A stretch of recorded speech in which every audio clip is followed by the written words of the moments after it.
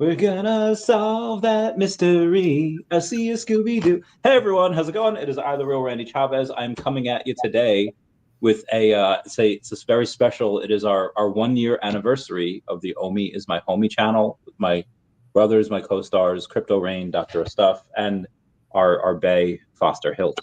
Everyone's Dashi. Hello, Dashi. Oh yeah, that looks so good. Foster, I don't know if you feels good, boys. It feels good to be on this evening. Thank you for having me on, and congratulations on 1 year of this show, episode 52. Been doing it strong. I think. Did you guys miss a week at all, or has it literally been every week for the last year? I think we missed 1 week. Yeah, we'll excuse it. We'll excuse it. Everyone's allowed to take a vacation, right? So,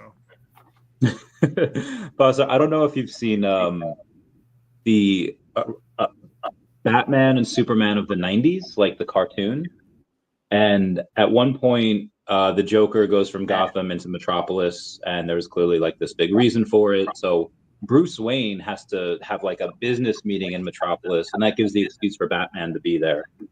Is there any coincidence that your Prime Minister Carney is here in the U.S. while you're on stream with us? Are you traveling with him? I mean, I got the green screen in the background to hide where I may or may not actually be. I may have physically trapped myself in a cocoon with my green screen playing with it beforehand. I realized it needed to be like against my back for it to work. I haven't really had a chance to use it too much, but it's got the nice little circle right there in the middle, and it's looking good so far. Yeah, no, it's interesting. I was joking with someone yesterday with I guess he did a speech and talked about social media and I guess potentially banning Twitter in Canada. And I was like, well, I don't know what we're gonna do if that happens, because that's gonna cut a little bit into my job on that one. So might have to do some true remote work there. I don't know what drive over the border once a day to check in what's going on with the family. VPN into your Twitter account. I could never confirm. I would never admit to breaking the law on the. Would never do such a thing. But yeah, no. They would make it a law that users in Canada cannot use Twitter. That would be absurd. They're talking about it, right? So I mean, we'll see what happens. I don't like to get too political, but obviously I hope that that's not something that they do, just because of the fact that it's kind of my whole life right now, right? So if they were to do that, I mean, you guys have to come catch me. Catch me on Discord, I guess. Yeah, you would be having to join us on YouTube every week. So that's true. That is absolutely true. So many options. Yeah. Before I waste a question here, how long do we have you for? About an hour. All right, I will skip the gorilla question, and we will keep it. We'll keep it. We'll keep it. Omi adjacent. You just had a space with Dr. Prophet and Omili Tees not too long ago, celebrating the release of Stackr, which, by the way, I do have to mention this. Anyone wants to buy a partner statue, this is that was donated by Dr. Prophet. Shout out to him for doing this. You'll be able to get the partner statue. The current bid is at $4,200. Why is it at $4,200? Is because you also get a free week at Old Key West Disney Resort from the August 23rd to August 30th. It sleeps about 9 people, so it's about a $9,000 value. And on top of that, you get me. I'll be in a suite a few doors down. And if you could spend as much or as little time with me as you want, it's your choice. It could be a family vacation. I don't need to be anywhere near you. Or it could be a bunch of bros growing out and we'll go party. And the Omi will be paid on Stackr, and the funds will be donated to the First Responders Children's Foundation. So I just want to, so Stackr release, after you've had that space, has there been how much of the activity do you look at on the secondary market on Stackr? Have you noticed a huge uptick? Has it been moderate? What's been your thoughts on it?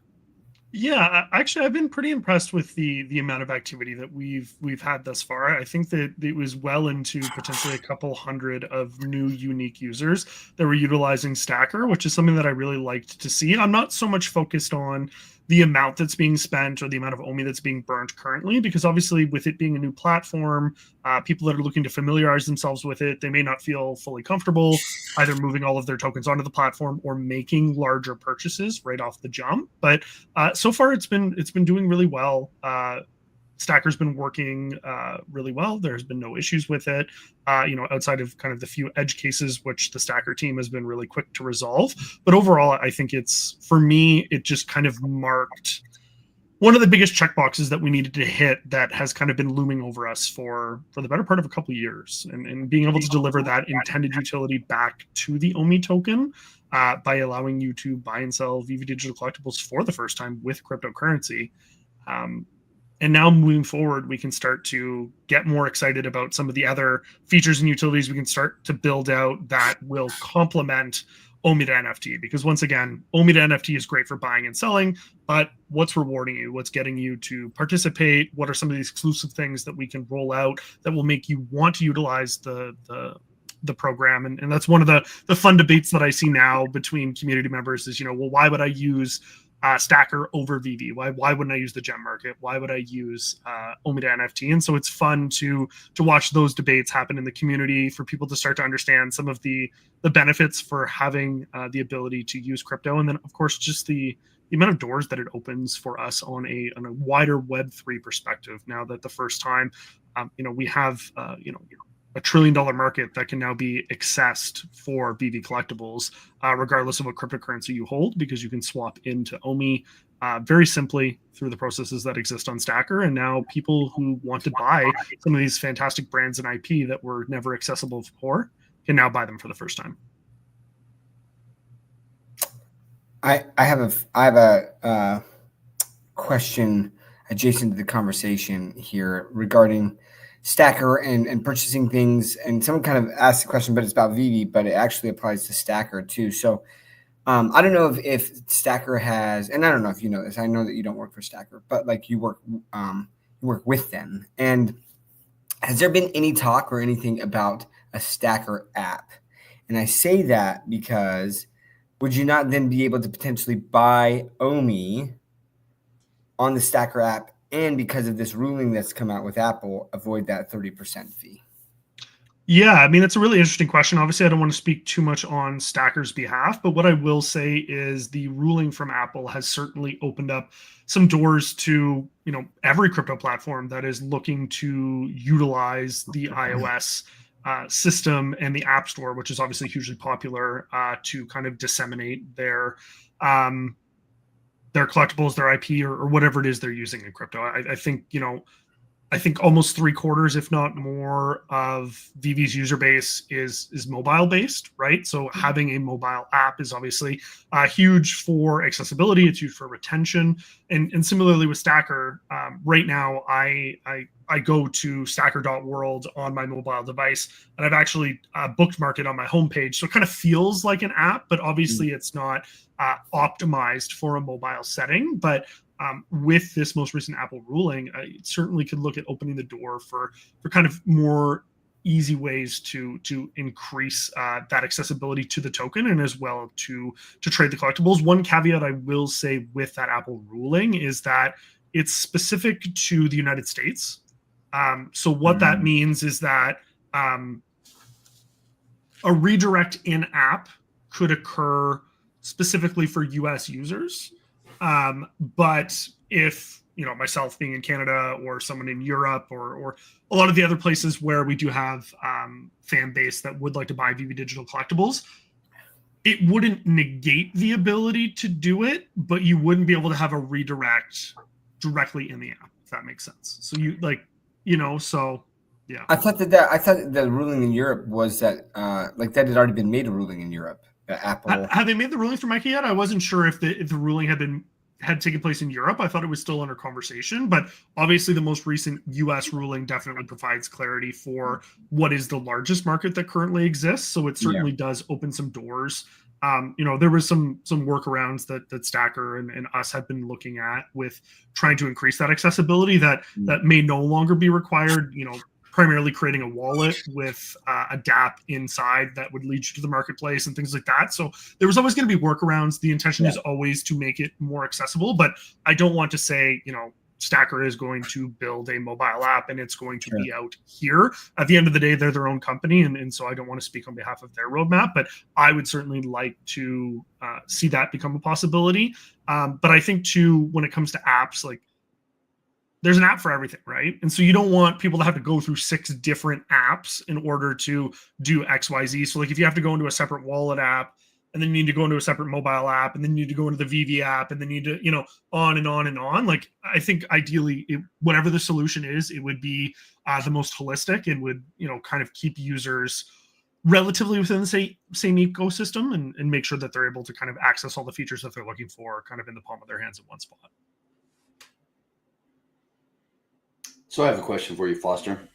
For the last 2 years, OMI wasn't talked about by the VV team very much at all, even the founders.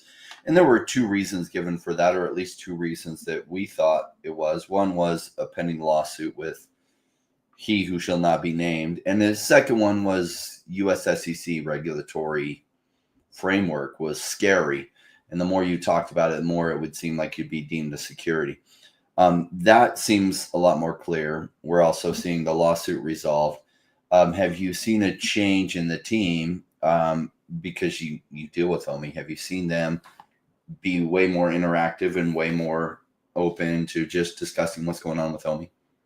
Yeah, absolutely. It's a great question, Rain. It's definitely something that I've seen improve pretty significantly. I don't want to say that there's any one catalyst that has kind of spearheaded that. I think obviously it's been, like you said, it's been a multitude of reasons that have kind of led us to this point. And I think the team has also taken the time to kind of digest the wants and needs of the community. And I have identified the fact that communication and transparency is something that needed to improve for the project. I think people have seen us delivering over time, obviously through the integrations with Stackr, through OMI rewards, in the most recent integration of OMI to NFT. But if you never talk about anything, then no one knows what to be excited for. They don't know what to expect or what may or may not happen. And eventually people just kind of, they lose interests, right? And then you make an announcement, they're like, oh, that came out of left field, and it gets them excited, but it's not the same thing as having that kind of sustained communication. So, I saw Dan Carruthers in a couple of Twitter spaces with the fam talking about the VVverse for the first time in a really long time, which I think is incredible. David has been popping in and out of people's live streams. He stopped in on the space that we were having with O'Milly with Dr. Profit. So I think that they're really trying to make an effort to come back out to the forefront and almost kind of recreate kind of what existed back in 2021. And this is just kind of my observations. I don't want to speak on their behalf, but I think really going back to the roots of being kind of a founder-led project. And I think that was one of the things that the community most resonated with is, for better or for worse, through delays or changes in priorities, the fact that it was constantly communicated and people could hear from the founders directly. I think that was something that people very much appreciated. Back in 2021, we would have spaces in Discord that, would have 2,000 plus people, same on Twitter, right? And so I think people are looking, they're yearning for that kind of communication. They're looking to be kind of a part of the solution in the building of this project. So, that is definitely something that has been prioritized. I've been on the phone, a few times a week with David, kind of planning out the things that we're going to be working on throughout the rest of this year and beyond. And that's something that he's kind of really emphasized, that we want to go back to kind of more regular communication. And I don't want to commit to what cadence that will be at, but certainly having some, direct AMAs with David, with me hosting and being able to answer community questions and really hearing the words OMI, come out of his mouth and have it be a priority from the exec team directly. It just hits different, right? I can talk about it all day, but when you hear it from David, it certainly hits different. And it definitely does reassure the community that it's still a priority. So I've seen that change, and I look forward to it continuing to become noticeable to the point where I don't even think people will be asking the question anymore. They'll just feel that energy and they'll be glad that it's back. You say you could talk about it all day, but I don't believe you. You should prove me wrong and stay here for hours. One of the other questions that I want to get to is that early back in the day, I think almost like a VV's white paper, they were talking about, hey, at one point they're on GoChain and they switch on Immutable X, but they had always kept that idea of, we want to keep the energy costs very low, and they do, and any other energy costs that were accrued, they would offset it by buying carbon credits.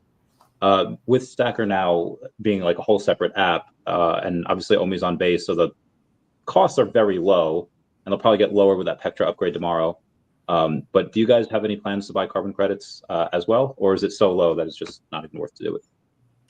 I mean, it hasn't been something that's been actively discussed with me. I don't know if it's something that the team kind of internally is planning as well. So I don't have an answer for you at this point, but I will ask them and then circle back to you at some point. I mean, it's certainly an idea, obviously, carbon neutrality and being mindful of the environmental impact of blockchain, Web3, and especially NFTs is obviously something that people are cognizant of, right? And so I think it is something to consider, but at this point, it's not something that's been discussed specifically with Stackr.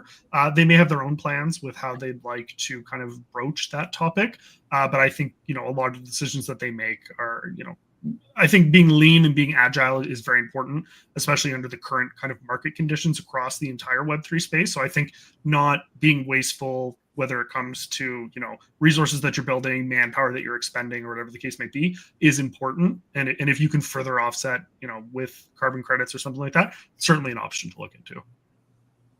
Thanks, man. Doc, what you got? What was the question? Oh no, he answered mine, so I was done. I was just okay, yeah. I was just like. Okay. I was going to say, you guys are going around in a perfect circle. It's so that's why I was like, okay, Doc, you're up next. Because if I didn't know you guys better, I'd think you're all Canadians with how polite you are. I tell you. That's not true, eh? Don't be talking like that, eh? Yeah. No, man. Like I don't have a question, but I have been enjoying Stackr, and I actually I saw someone post. I haven't verified it yet, but my understanding is that in the VV app you can actually post for things for OMI.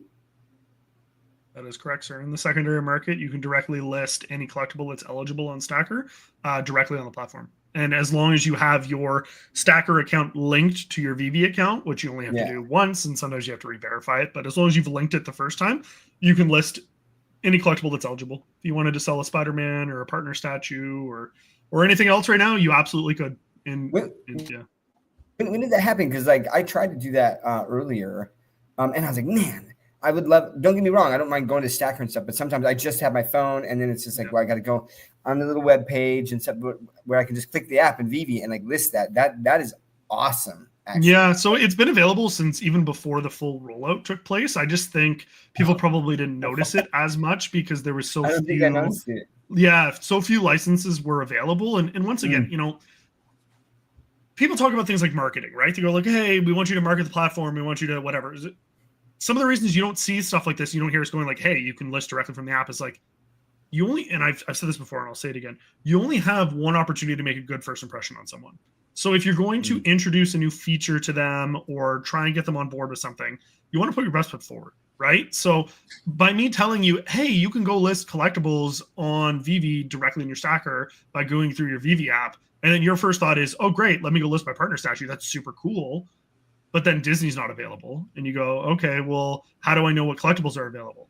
Well, it's kind of easier. You got to go in Stackr, then you got to go in your vault, then you go list by Stackr, then you go, okay, well, you've lost me, right? And so now if people go, well, what's the easiest way to list my VV collectibles for OMI? I can go on your VV app that you know and love and have used every single day. You go into the collectible that you like to sell, and you click on it, and you click on sell, and you can either sell it for gems, you can list it as an auction, or right at the very bottom, it will say list for OMI on Stackr. And you can click that button, pick the amount of OMI that you'd like to list it to. It will redirect you, and you can sell it directly. I love that. Yeah, no, it's super cool. And I think that was one of the things that, people had expressed concerns about at the beginning, right? Is, well, Stackr's a third-party marketplace. I don't want to have to go use a new platform. It's not familiar to me. How closely integrated is OMI actually going to be? But I think as people start to realize, well, you use the same, auth that VV uses to certify your Stackr account. The fact that you can actually list the collectibles directly on VV into Stackr. And I think having that kind of symbiosis across those platforms is super important. And it's something that we've noticed as well. I mean, if you look at any licensed digital collecting platform in the space currently, they all have third-party marketplaces. Cryptoids has third-party marketplaces. McFarlane has third-party marketplaces. HRO, all of them had third-party, all of it had third-party marketplaces, right? And so people go, well, I don't want to use Stackr. I want to use it on VV directly. In an ideal world, we would absolutely do that. But right now, while the regulatory landscape exists the way that it does, it's still not worth the risk, right? You can't have VV being the issuer of the collectible, you can't have them being the custody provider of the token, and you can't have them being the medium of exchange. We learned that from FTX back in 2022, and the new regulations were created, and you have to have those things separate, right? And so Stackr has been a fantastic partner for us. They stepped up to the plate, and they've really provided this avenue for users to be able to actually use the fundamental use case for the OMI token, and then as well as, kind of all of the rewards that were assisting them in building all the utility functions, fiat onboarding as one example of just making the token easier to access. Daily and seasonal rewards are now being earned almost exclusively on Stackr. So making sure that people still feel like they're valued and can still participate in the ecosystem by earning rewards. And then we have a lot of other exciting things that we're working on in the background as well that'll come out throughout 2025 and beyond. And I think that, like I said, now that that foundation is laid, I think it gives us a little bit more opportunity to further clarify the direction that we're headed and potentially provide more of a roadmap as to what's coming for the future so that people aren't kind of waited with bated breath wondering what's next. Before we get to Rain, somebody says she doesn't see it on the app, and someone's saying that they are able to do it, but they have to go log into Stackr beforehand. Is it contingent on the region that you're in, or do they just have to update?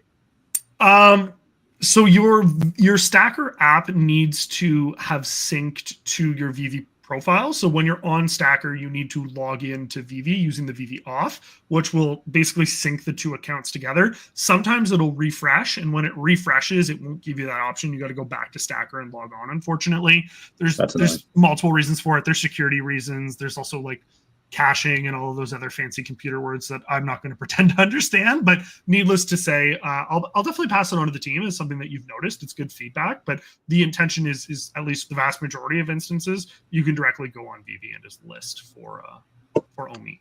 Cover that. Thanks, Foster. Rain, what you got?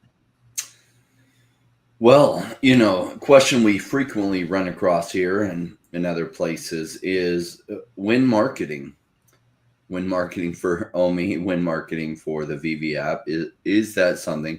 Now, I'm asking you this question. I have my own answer to this, my own thoughts on this, but I just thought I'd pose the question to you.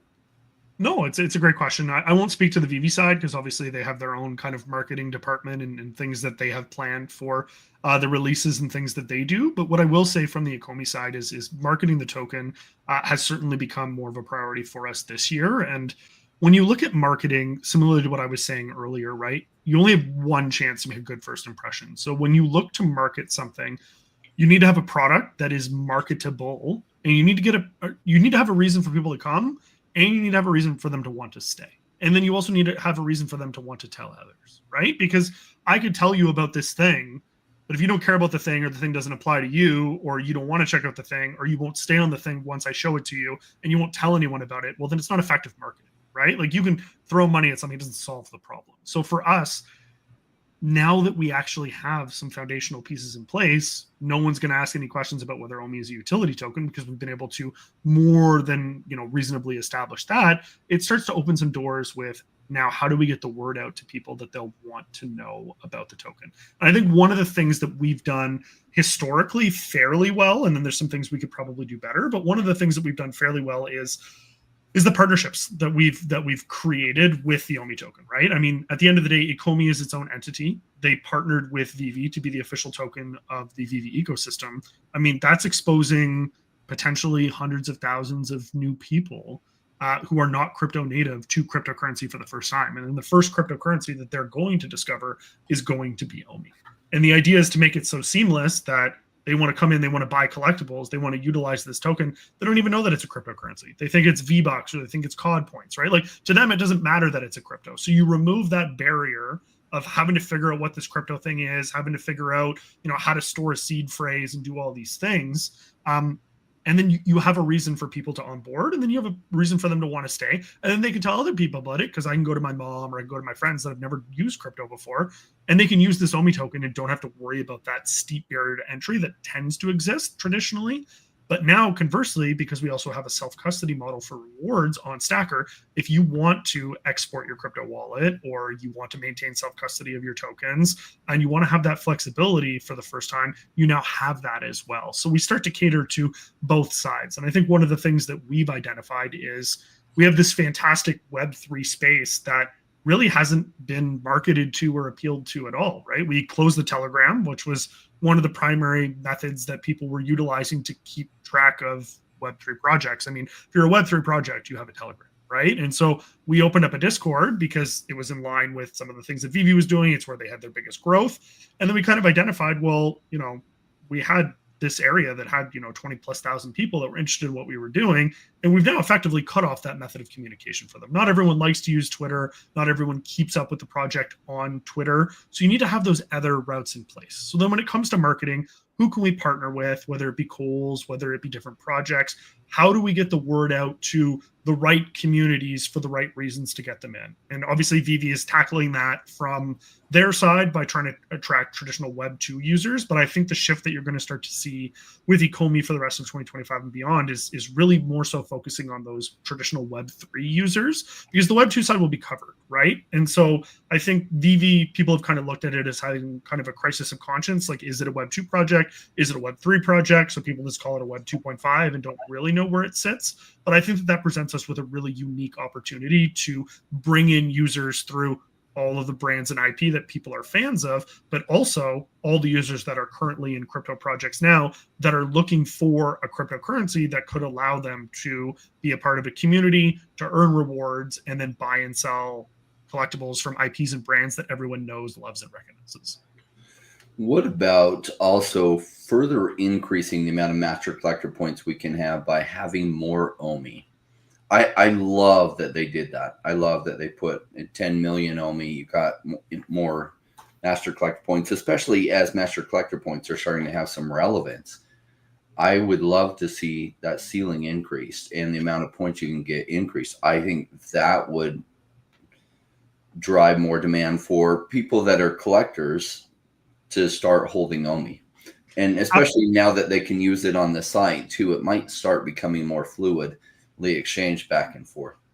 Absolutely. I think one of the biggest pieces of feedback we've gotten as more people have gotten familiar with using the one-click bridge to move their OMI from Vivi over to Stackr, or who are looking to bridge their tokens over to Base for the first time.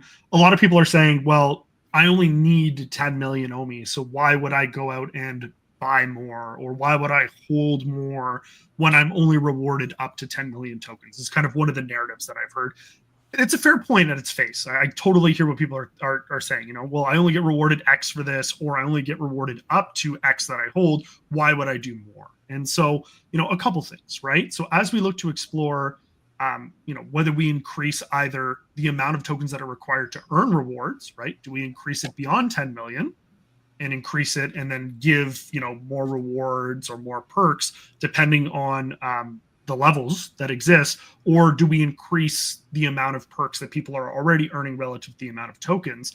And so when you're considering that, I mean, people say, well, I only need 10 million tokens. Well, sure, if you want to hold exactly 10 million tokens in your Stackr wallet on Base, then you'll earn max rewards. But what happens when someone posts a Todd McFarlane Batman for 600,000 OMI and you go, wow, that's a heck of a deal. I really want to pick that up right now. That's super cheap. And then you buy it. Well, now you only have 9.4 million OMI. And now you're not earning your max allocation of bronze tickets. You're not earning as many daily MCP points. And you may miss out on, airdrops or other things that could happen that have yet to be announced, right? So having 10 million OMI as a marker, right? I have 20 currently right now, because if a deal or opportunity comes up in OMI that I'm looking to take advantage of, absolutely going to take advantage of it. Conversely, if I can sell something that I think is going for a good price relative to VV, then I'm looking to take advantage of those opportunities as well. So as we look to explore, should we increase those levels? We have to consider the fact that it also needs to be balanced across all of the other levels.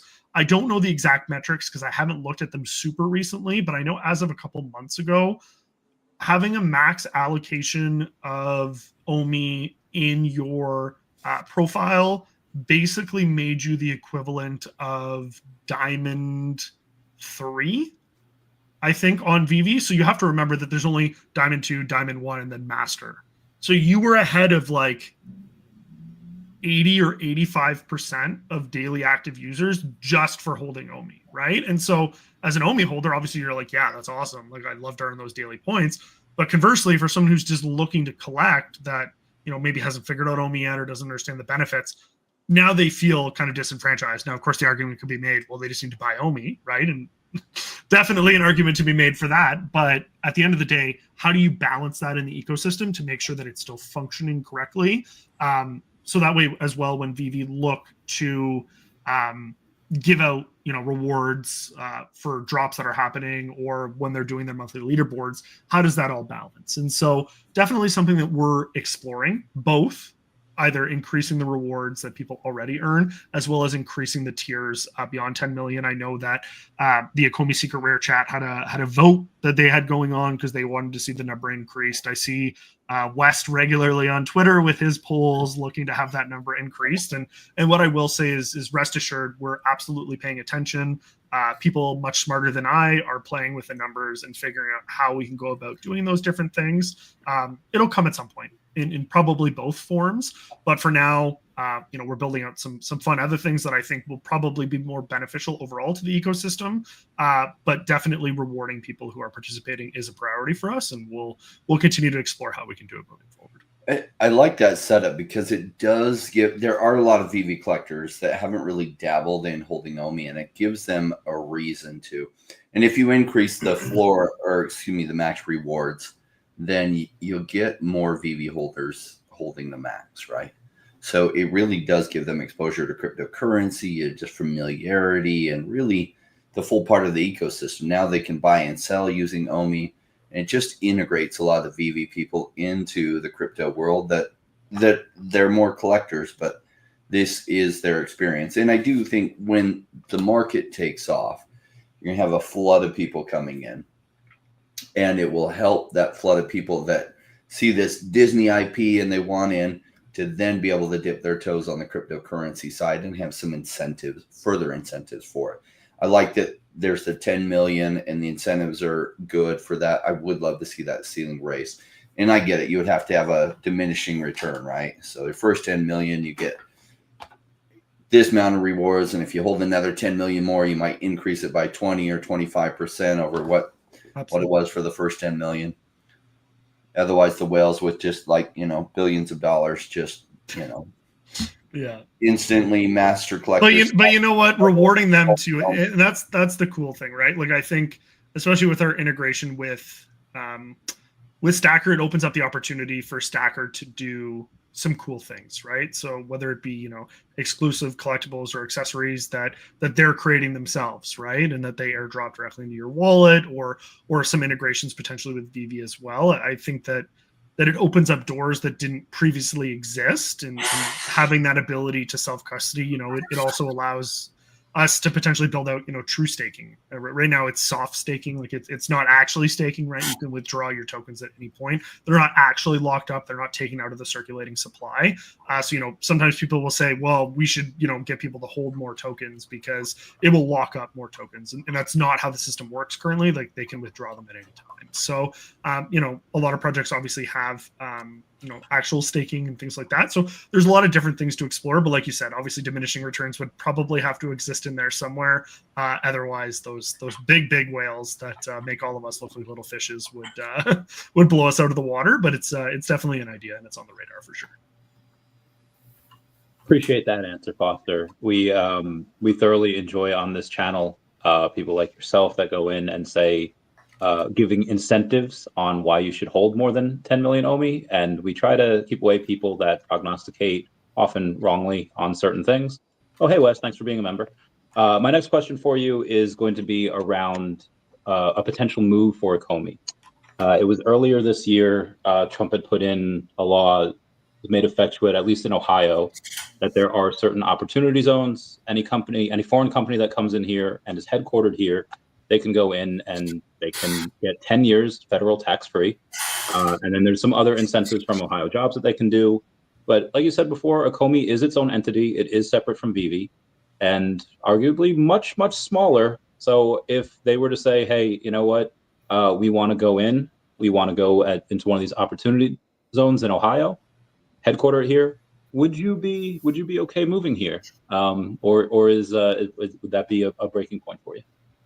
Do they offer remote work, or am I required to move? What's the rule here? Because I don't want to get a green card and then get thrown into the country, So you get a working visa. Working visa, yeah. If we get married, do I get in? You could marry me. I could. That's what I'm saying. Yeah, absolutely. Yeah, we could do that.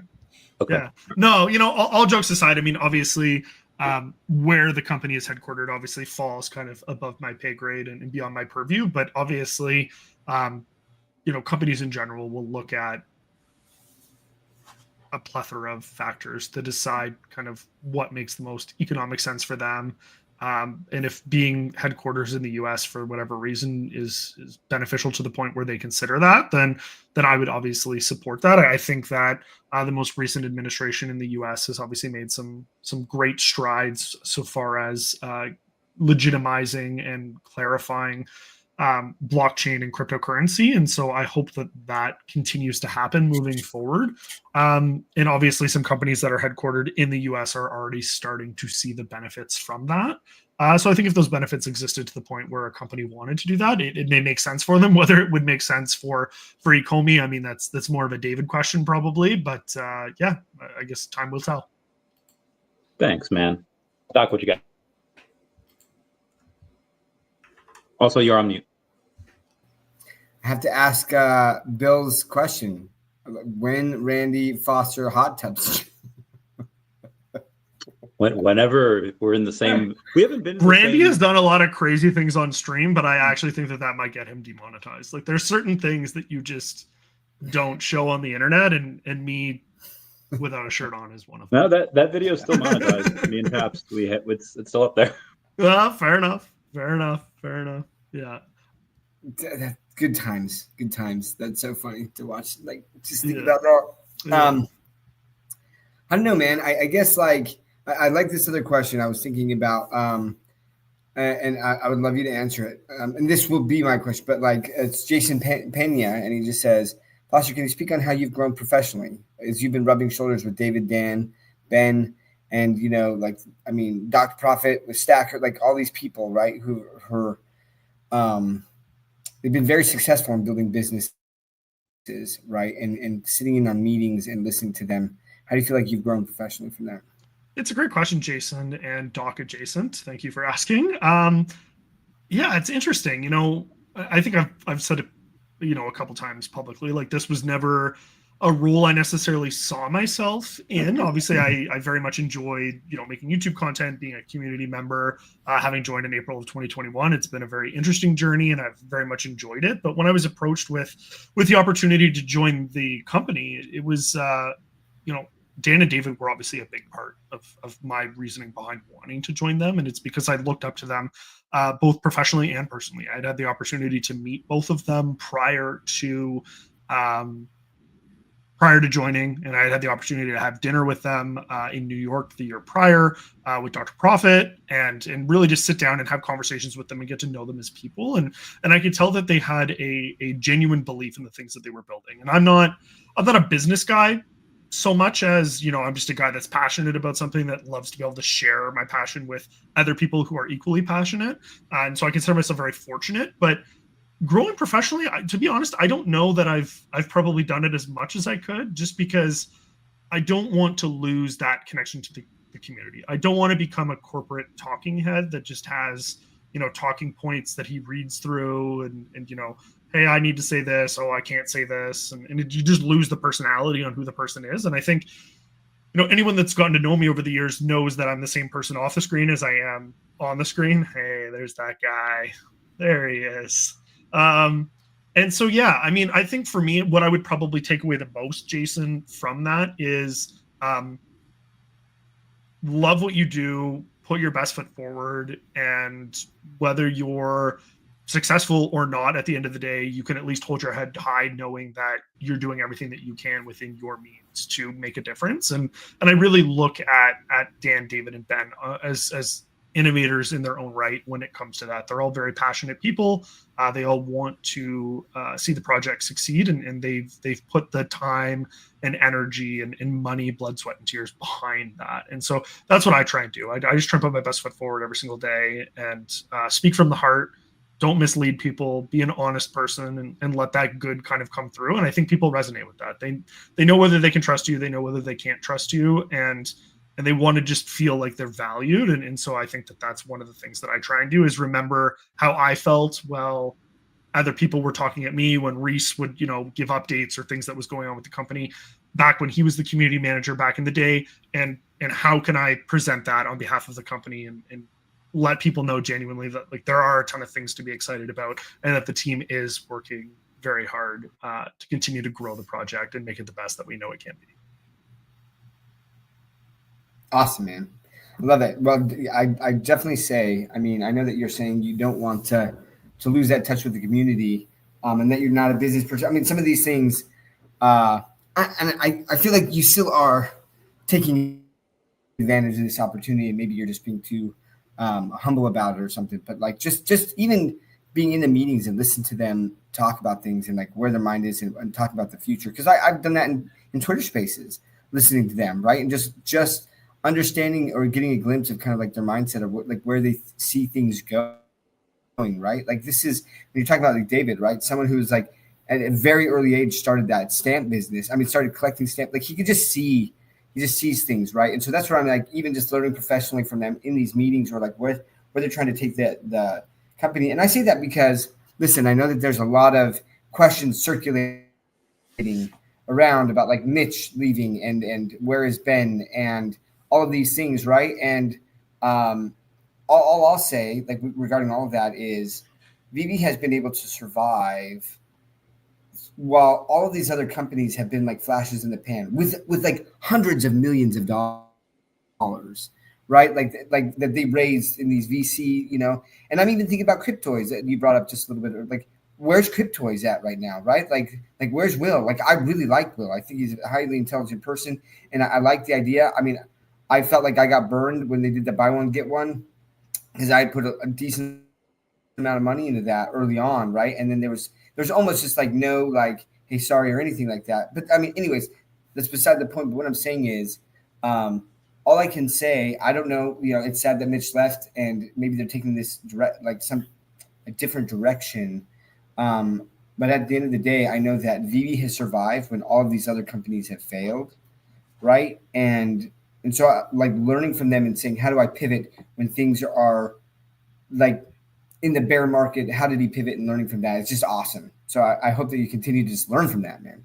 Thank you, man. I appreciate that. And yeah, I think that's something that I've definitely learned is being agile, right? Is you can have your best laid plans, and then, a rule will come out or something will change, or, a deal with a third party will change or whatever. And so you always need to be kind of light on your feet and be ready to like, okay, I'm ready to do this. And then, the morning of, you wake up, you're like, yeah, we're ready to announce this. And then, oh, this got delayed or this got changed or whatever. And so, yeah, you always have to kind of be ready. And I think that I like that. Like, I like that fast paced kind of environment where you constantly have to be ready for change. But I think adapting to change is something that I think Vivi and Ikomi have both done quite well. Things could always be done better. I mean, let's not pretend like everything is perfect all the time. Certainly we recognize that there are shortcomings, but I think one of the things that people will also notice is that we always try and improve by it, right? And I think, to err is human, right? So you have to recognize that, we're never always going to be perfect, but how do you learn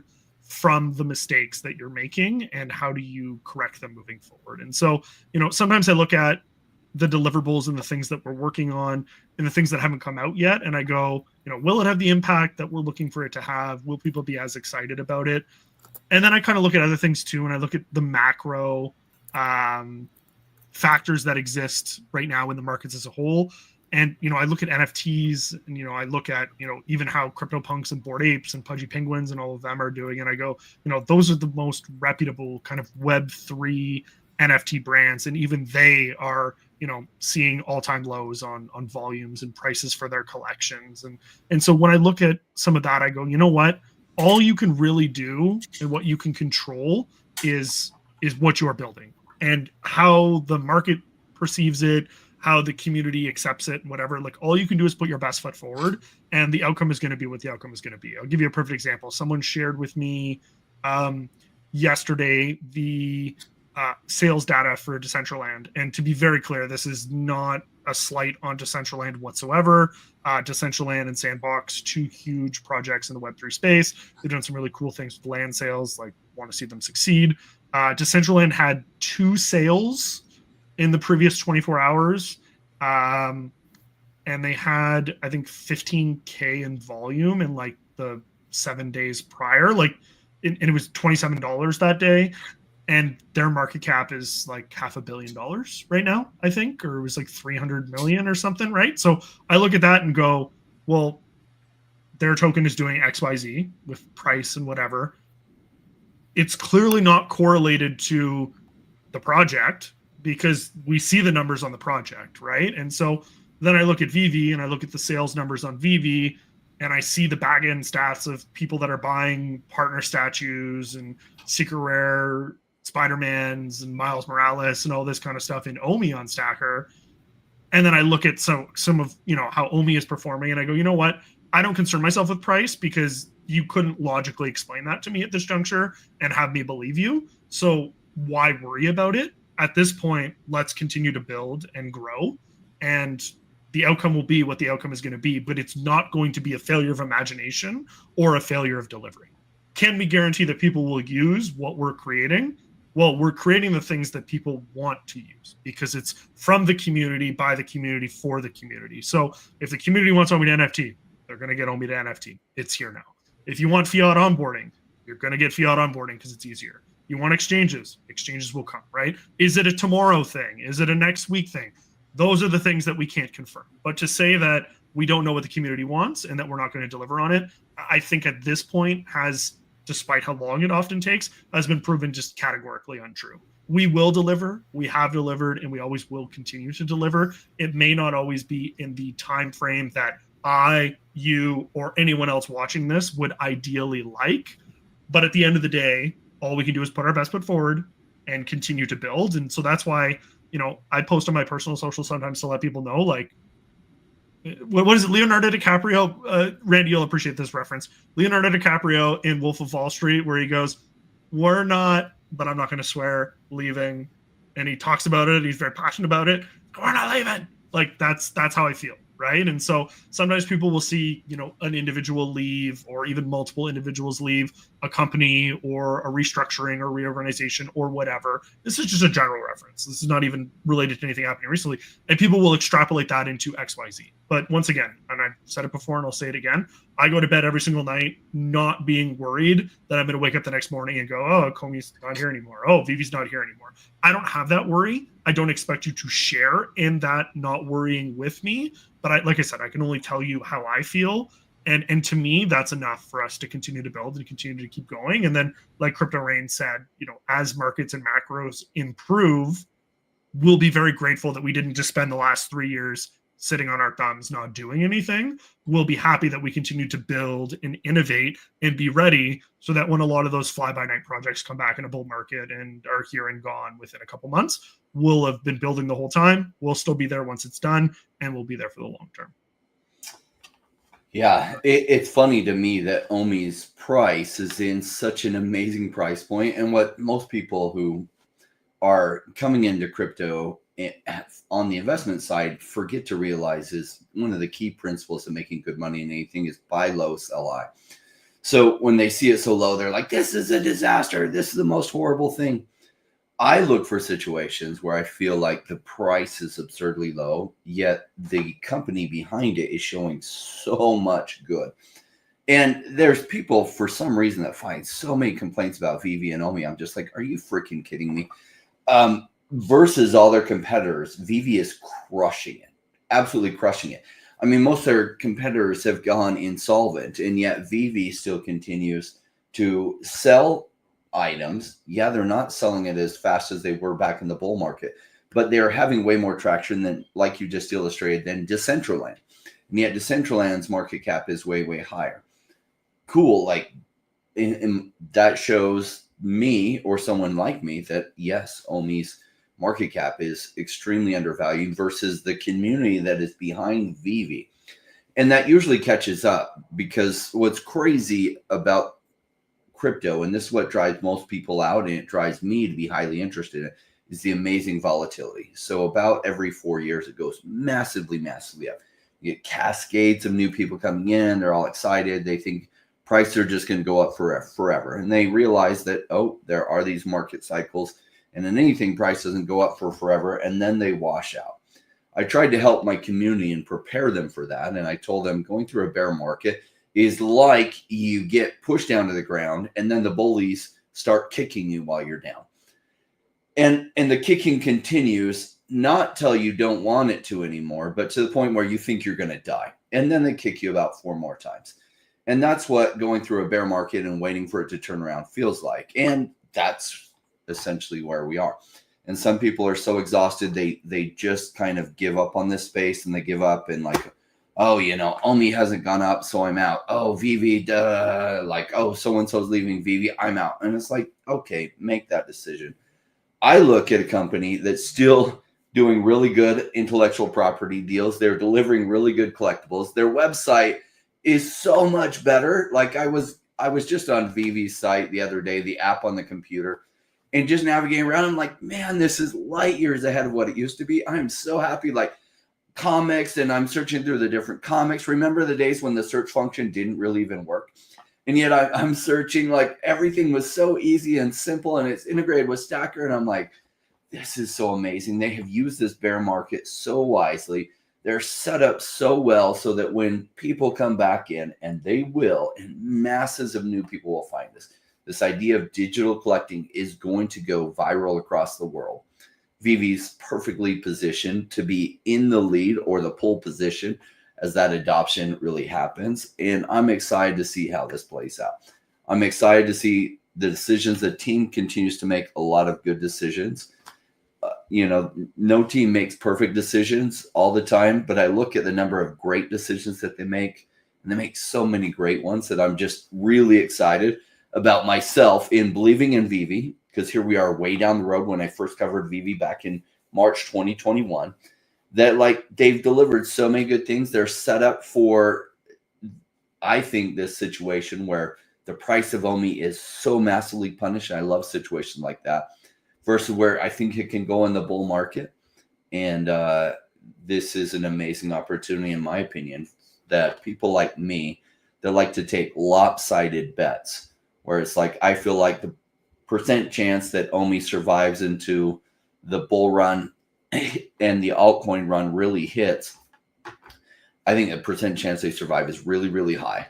And that it does hit in that altcoin run. And then if it does hit, percentage gains it can have from here are like crazy.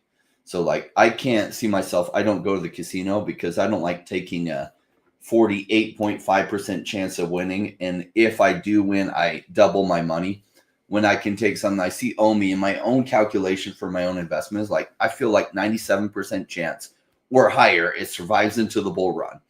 And if it like survives into the bull run and the narrative hits, it goes up 10x, 50x, 100x, 200x. Why would I ever go to the casino? I would just throw all my money into crypto where I feel like the investments are stacked like this, because where else can you get those kind of odds? Reach. And some people don't agree with me, and it's like, cool, we'll find out. We'll find out how this plays out. I'm looking forward to that. I'm excited about that too. Buster, I don't know if you're reading the comments here. Apologize for the ambuscade by the Philistines operating just off conjecture. However, I do have something I want to build on. John Dingby says Randy's whales won't leave us OMI to buy. And obviously there's a ton of supply out there. However, bases where we were very proud to launch on, I see you talking with Hesse.base or Jesse.base, one of the big guys on base. And I think that's great. I think that's great marketing to get the Akomi name out there. However, I'll just compare this to one thing.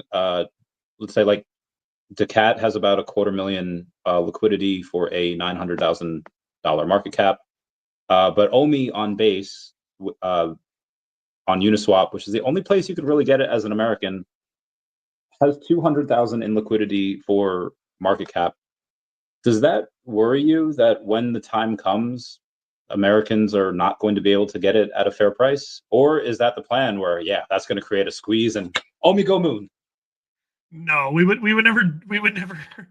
never provide people with no liquidity just so that they end up getting a terrible entry when they're looking to buy the token for the utility purpose, right? That wouldn't be fair to anyone, and I don't think anyone would really want us doing that. All jokes aside, no, I mean, having liquidity on base is something that we're really looking to improve upon moving forward. That's actually one of the things I think in the medium that we released back in January or February, we had indicated that that's something that we're looking to improve as well, because we've identified the fact that that the liquidity is not where we would like it to be, especially when you start to look at integrations of fiat onboarding and you start to look at obviously the larger rollout of OMI to NFT. If someone is looking to come in and buy, a VV Gold and Silver logo, and it's going to cost them $3,000. But then in order to swap $3,000 worth of USDC into OMI, if it's 5% slippage on that $3,000 and it's going to cost them a bunch of money, then maybe they don't do it. Or even if they do it, then they're losing money on it. And that's not what we want to see happen. So improving liquidity is something that we would like to do. But obviously as well, with the Uniswap pools, anyone who has OMI and USDC or Ethereum is welcome to add liquidity to themselves and also earn rewards from the pool, from the trading as well. There's things to be aware of. Obviously, there's impermanent loss that is a risk. And then you also need to be able to store the contract key of the NFT for the liquidity. So that's another thing you need to be aware of. So it's not something that I would recommend that just anyone do. But for those people that are familiar with it, it's actually a great opportunity currently with the liquidity being not ideally where it's at. If someone had a bunch of liquidity and they wanted to throw it into the pool, they would earn a lopsided proportion of those fees from the trading. And if there's a lot of trading, then they can't earn those fees. But obviously, that's a risk. I'm not recommending it necessarily, but just making the observation that is available. But for us personally on the team, that is something that we're looking to increase as well for the liquidity to get it, much higher than it is now, because we recognize that there will be a lot of reasons to buy, hold, and sell the token. And so therefore, you need to have options available for the community in order to do that. Thanks for the answer, brother. Appreciate it. We'll try to just do one more for Doc, one more for Rain real quick, because I know you have to go. So will be last questions, guys. Oh, yeah. Before you start speaking, you're on mute. I don't have sunglasses. I'm intimidated. Uh-oh. Hi, Foster. What happened to bronze tickets? We still get them and stuff, but there was supposed to be a lot more utility around those, right? And I haven't seen it yet. So I'd love to know, like what's going on with the bronze tickets. And I know that we had this awesome Ecomi airdrop. I love it. And I still hold I hold that deer. That's one of the collectibles I'm never gonna sell, man. Honestly, for me, that's near and dear to my heart. But oh yeah, there we go. Man, I can never say his name. Adrodero. And I have to shout out to him because I saw him on the top list of the VV MCP points activity thing. He's one of the top ones there. He's tied for first. So shout out there. Yeah, so it's a great question. So bronze tickets, obviously, similarly to, I guess, when people were initially earning MCP points and didn't really see a reason to earn MCP points. No one really cared. They were who cares, right? And then we started earning bronze tickets, and then people went, okay, well, why do I care about earning bronze tickets? Then we gave the ability for people to redeem those bronze tickets for additional MCP points, and they went, well, this is just a way to get another MCP points. Why should I care? And it's a super valid question, right? I will say very transparently, I have not used a single one of my bronze tickets. Actually, I think I used one because I tested it the day that it came out. But other than that one ticket I've used, I have not used any of my bronze tickets to date in the 5 seasons that we've had so far. And the reason for that is that there is further utility intended for the tokens. I wish I could speculate on what it is, but because I know what it is, I'm not going to speculate. But what I will say is it's far more interesting than getting more MCP points. So, obviously with the wait list, redeeming bronze tickets for MCP points, not the greatest because there's diminishing returns when you do it. So doing it right now wouldn't make a lot of sense. Like if you were to redeem all your bronze tickets at once that you'd earn in a season at max rank, you get like 3,000 MCP points, I think, which not really worth it. Now in the future could maybe be worth it, right? If you need to be a specific rank on a certain day in order to be eligible for a specific drop on Phoebe, right? And that's me speculating. I'm not confirming that, but that could be useful. But then there's also other things with bronze tickets that you will be able to do that will be kind of incorporated through Stackr, but will also be accessible on VB. And so there are some intentions with that, but some features needed to be built out first that would essentially enable those bronze tickets to be utilized, and that's actually come along quite well, and I think is basically done now. So hopefully not crazy long until we start to see some more utility for bronze tickets, but certainly what I would say is if you're earning bronze tickets right now, hold on to them for now because they're definitely going to be more useful down the road. And if you're not earning them right now, I mean, you may as well earn them now instead of having to buy them with OMI later. So. Love it. I love that answer. Foster. So, Foster, you've been in crypto for how long? 4 and a bit years now. 8 years? 4 and a bit.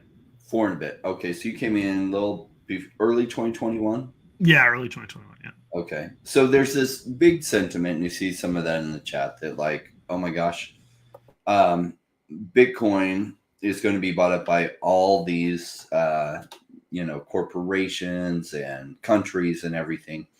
And all the momentum is going to go that way. And that possibly altcoins are never going to have a big run again. And this 4-year cycle is gone for forever. Just what is your opinion as somebody who's been in crypto for 4 years and looking at this from an analytical perspective? Do you agree with that opinion? Why or why not? Yeah, no, it's a very interesting question. What I will say is, crypto as blockchain Web3, like what crypto is, it's been 15 years that crypto's existed as a whole, right? Like from the inception of Bitcoin, the first cryptocurrency, like it's been maybe 15 years. And so I think up until the ICO hype of 2018, there was like a couple thousand tokens that existed. And then I was looking at stats, and I think I made a post about it a month or two ago. Since the kind of Pump.Fun, Solana, Craze, and all these additional blockchains that have cropped up with tokens, I think that there's now, last number I saw, it was 36 million tokens that exist. So there's 36 million crypto tokens that exist. Now, obviously, I think CoinMarketCap and CoinGecko maybe track like the top 10,000 kind of thing. You obviously have to register with it, get the track, but that just gives you some perspective, right? There's like 36 million tokens. I think OMI's ranked like 600th right now or something. Like it's not great. It's not a top 100 token, but I couldn't name the 35.995 million other tokens either, right? So I think when you look at projects, and this is just a generalization, even outside of OMI, when you're looking at a project to go, is this something that I would be interested in? The question that I ask is, will this project have an actual utility or use case, or has some form of value that others can recognize without me having to go out of my way to explain it, that will support its longevity? And so when you look at Bitcoin, right? When Bitcoin first came out, what Bitcoin is now is not what Bitcoin was when it first came out, right? So when you look at Bitcoin now, it being compared to digital, or to being compared to gold and being the digital gold and being, a store of value. I mean, that's not why Bitcoin was created, but it's a narrative that everyone can get behind. They can see ETFs being created. They can see countries adopting it. And so to say, is Bitcoin still going to be around? Well, yes, it's a very easy argument to say Bitcoin's still going to be around, right? You look at Ethereum, you'd be like, hey, well, what does Ethereum do, right? And then you go, okay, well, it powers the largest network where the most chains are built on, and it has product permanence and all that. You can make an argument for it fairly easily, right? And so then you look at a token like OMI and you go, well, what separates OMI from every other token that exists? And For a while, maybe that answer wasn't as abundantly clear as it is now, but now it's just very simple. If you want to purchase any licensed brand or IP from the biggest ones that exist on the face of the earth, you could do it with one cryptocurrency.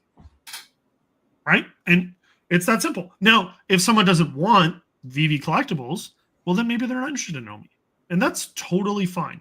But my belief is that of the 200 brands that VV has currently announced and the dozens and dozens more that they have on the shelf, that will likely permeate every country, person, cell phone, television on Earth, everyone will have heard of something that exists on VV. Whether you're a fan of, racing, whether you're a fan of anime, whether you're a fan of music, whether you're a fan, whatever it is that you're into, VV has you covered. So my belief and my bet is that if you like any of those things, you will onboard to VV and you will be able to utilize Omi. So when people go, well, why would crypto people care about, well, maybe it'll just be the, 8.8 billion other people that don't use crypto that will care about VV that will then learn about Omi. Or maybe it's the 50 to 100 million people right now that use crypto that can also discover it from that direction. And I think that that's why we're very uniquely positioned, because we can target both audiences. And whether you're a Web 2 or Web 3 or somewhere in between person, there will be a way to acquire the token. There will be a reason to utilize the token. And overall, that should support the growth and longevity of a token like Omi existing.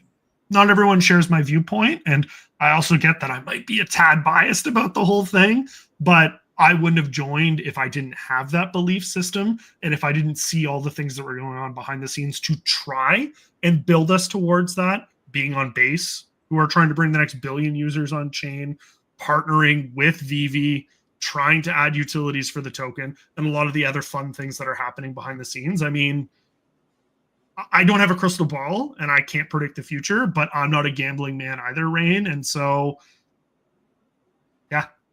Well, global macro investor Raoul Pal talks about the exponential age, and we see that because of technology, things can get adopted so much quicker than ever before in history.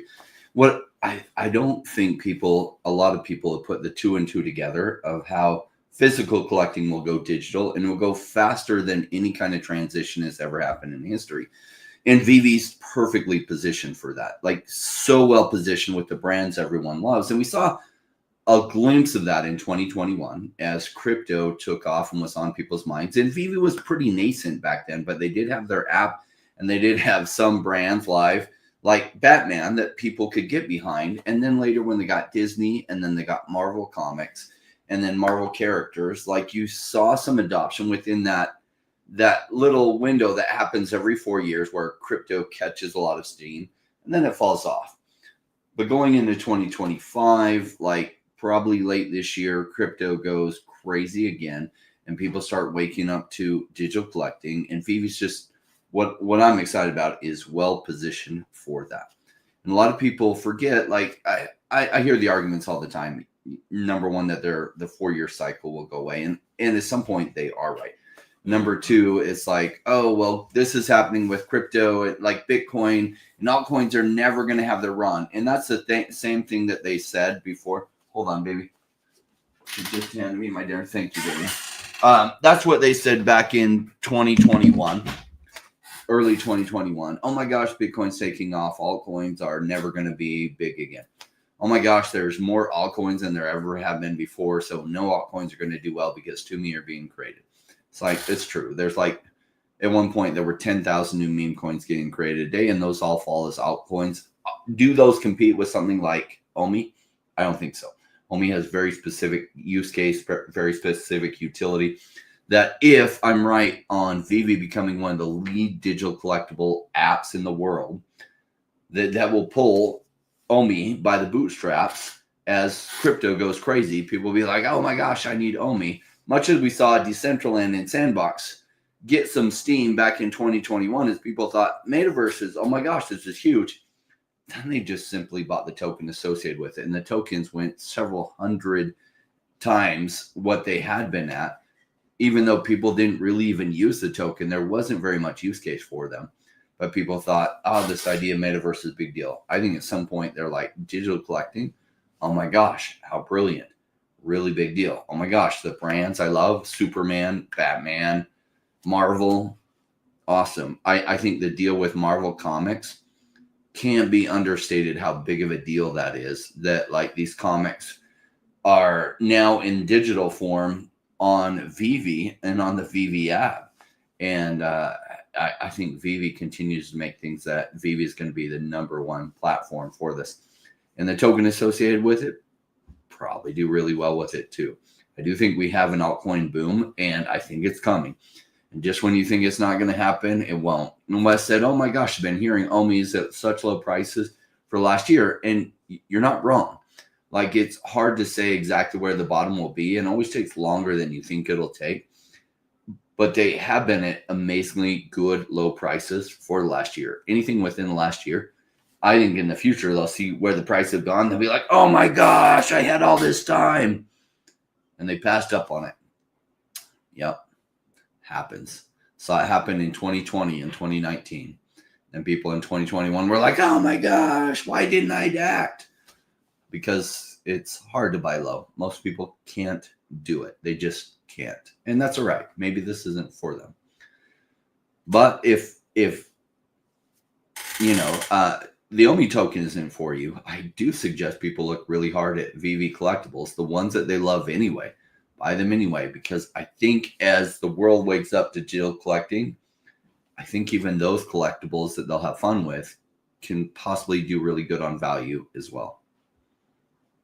I think so as well. Foster, we appreciate your time. We'll continue on for a bit because we've only really got an hour 10. But Foster, we love you so much. Thank you so much for coming on, making the time. We know you have. Foster. Thanks, Foster. We appreciate it. Thanks, guys. It was great chatting with you, and we'll definitely do it again. All right. Thank you. Okay. Catch you later. We love Foster. He's bae. Yeah. Anywho, we have quite a bit to go over here. Do we want to get into the? I guess we only really talked about that. While we were on stream, Bitcoin went over 97K. I know we were talking about that beforehand. Yeah, we've had a decent time with the markets here. Just want to go over, I guess, something here real quick. There were multiple reasons for people to have OMI, despite people going on and saying that there wasn't. I can't find the comments. I'll just go over it real quick. Obviously, Foster said that, oh, hey, sometimes there's a certain amount of discounts that you get, upwards of like 20 or 30% on Stackr that you can only pay for in OMI as opposed to on the app. A lot of people are incentivized to sell at those prices as well, just because there's no cash out fee over on Stackr. There's just I think an extra 2.5% burn, and then that's it. So that's why they're incentivized to do that, and maybe some more airdrops in the future if you only hold 10 million and you want to take advantage of that deal, but then maybe you can't replace it in time. You'll miss out on that. Have you done any buying with OMI on Stackr yet?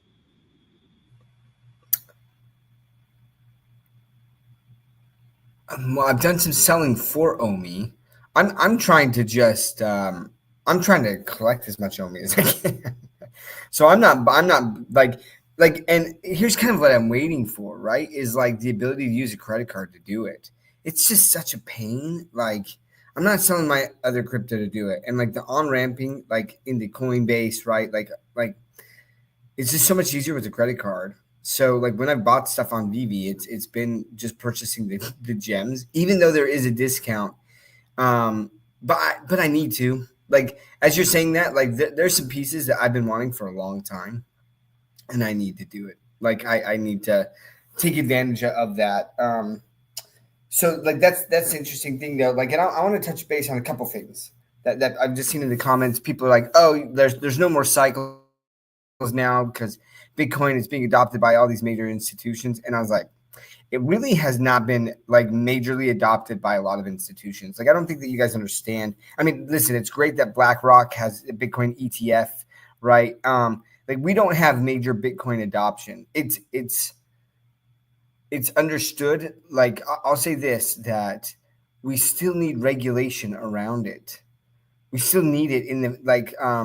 Okay, so for example, we just barely within the last like 2 to 3 weeks got like the OCC and the FDIC to repeal previous kind of like crypto standards that were pretty stringent, right? Like around banks that wanted to get into any sort of crypto related activities, right? Like, and this is even like stablecoin stuff, not even just Bitcoin, but stablecoins, right? Like even to be able to mess with that, right? So like to sit there and say that like, hey, because we have Bitcoin ETFs, we have this major adoption of Bitcoin is not true. It's not true. Like we have not seen, guys, we're just barely starting to see some states and some countries say that we're going to set up a Bitcoin reserve, right? But here's what happens with markets is they get overheated. So I don't think that we're anywhere near where Bitcoin is going to be price-wise. But I think that it will get frothy, right? Where all of a sudden Bitcoin will get to prices that people are like, it should not be at this price right now. It should not be at this price right now. But then there'll be more and more FOMO. You got to realize that there are people who bought Bitcoin at like 27,000 and still haven't sold. And a lot of those people who are in crypto, they roll those gains into altcoins, like and listen, so I mean, Jim, like buy Bitcoin, it's the best. Like it depends on what you want your returns to be, right? Like Bitcoin for me, like even like if it went to $200,000, like that would be pretty crazy, right? But like that's a 2x. Like that's not life-changing for me, right? But if digital collectibles narrative hit when everything gets frothy, right? Like the multiples on that could be substantial. So I wanted to touch on that. And then people sitting there saying like, oh, well, whales are going to dump. It's like, okay, these whales have been stacking for a long time. And these are sophisticated investors. And they understand that if they all of a sudden try to dump their tokens all at once, they're going to wreck themselves. They're not going to do that. And especially if they've been buying at these prices, it's because they believe in the long term. Look at Dr. Profit, right? Like how many VV collectibles did he buy early on? He's not buying as much anymore, but like he just holds those things, right? Like he's holding until at least 2030. Yeah, like it's a longer term vision, you guys. With most whales, there might be some whales that sell, or a group of whales that over time are all selling a portion of their tokens, which can create some sell pressure. You guys got to realize if there's a hype around it, and like I'm surprised that we're hearing this still, because you can look at other projects that have whales associated with them, right? And like if the project is hot and they're selling, like it doesn't have as big of an impact, like as it normally would, right? But they're waiting to sell until things get really crazy. And when things get really crazy, that volume, like it just gets eaten up super quick. Like, people dropping those prices. So I'm not worried about whales. Now granted, listen, if Dan and David were like, hey, we're going to, sell 10 billion OMI tokens, like that would be crazy, right? But again, they're not going to do that. So like, I don't know. I can't see any of these whales that are stacking serious amounts of OMI dumping on themselves and dropping the price as they're trying to sell it. So like this gets brought up a lot, and you don't see it. Where you do see it, you see it in projects and VCs where basically they did pre-sales and then there's a token release, and then a lot of those VCs are just dumping. As soon as they get the tokens, they're dumping. So the price might be up and then it'll be this dump. But when you have whales on a project that has been out as long as OMI does and they're still holding, right? Because now that we saw over time, there were some whales that did sell at the bottom, right? And it did drop the price as someone was unloading those things. But it's not going to have that same impact on the way up. And when it's on the way up, it's going to be because there's some sort of narrative that's hit. I'm thinking of Raoul Paul that Rain was just talking about. And he still sincerely believes that we're going to have what he calls like the banana zone, right? Where everything just goes bananas. And one of the things, you should go watch it, but he talks about like the reason that this happens, the banana zone, is when liquidity hits the markets, right? And there's a lot of ways that liquidity can hit the market, whether that's a softening of the economy, and then the Fed says, hey, we need to print more money and we're going to lower rates. We're going to do those things like that. That creates a lot of liquidity in the markets. It can be because the economy actually starts to do super, super well. And so wages rise, and our dollar has more buying power. So there's a lot of different ways that can happen, but I'm not worried about the whales dumping and it like just crushing the price on the way up. And I still think that we have a really strong chance at a massive bull run and hitting that banana zone, like Rob Powell said. Yeah, I mean, we had India today that said, hey, we're going to take off tariffs for all of the U.S. stuff for like every single thing. You have a couple of, I think, a mining deal and minerals rights between Saudi Arabia and the U.S. And it looks like this trade war is coming to an end. And as that happens, you have the Fed meeting tomorrow. If they say, hey, we're going to cut rates, boom. I mean, I think that's just what we need. And I know Foster had to play a little coy with it, with saying like, hey, there's only $200,000 in liquidity for buying OMI on base. There's like a fraction of that on Ethereum. So if a lot of Americans want to buy and they can't do it anywhere else outside of Uniswap, Coinbase Wallet, MetaMask, whatever, that price is good. Like for Decat that gets like $9,000 a day in volume, it's very volatile, and they have more liquidity on their in their liquidity pool, and they have a $900,000 market cap as opposed to VV with all these crazy partnerships, $50-something million market cap.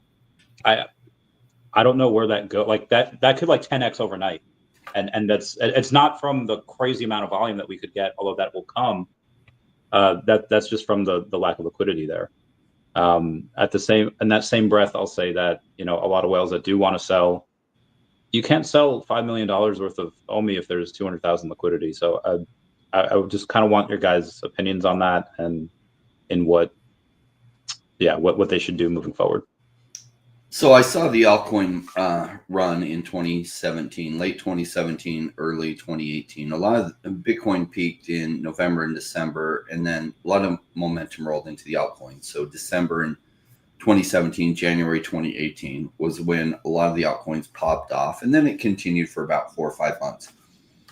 And then things settled down. And then back in 2021, massive pop off in March of 2021. Something started as early as February, but then in March, a big explosion happened. And then like a double top where some of the more metaverse related projects didn't really pop off till October 2021. So we haven't seen anything yet. Bitcoin hasn't even reached its peak. And so a lot of the momentum hasn't rolled into altcoins. In fact, often as Bitcoin takes off, going to what Jem's saying is like, oh my gosh, what happens is people see Bitcoin really start to run and they're like, oh, somebody else roll it into Bitcoin. And, if they're lucky, they get some gains there, but then they forget to put it back into what they sold.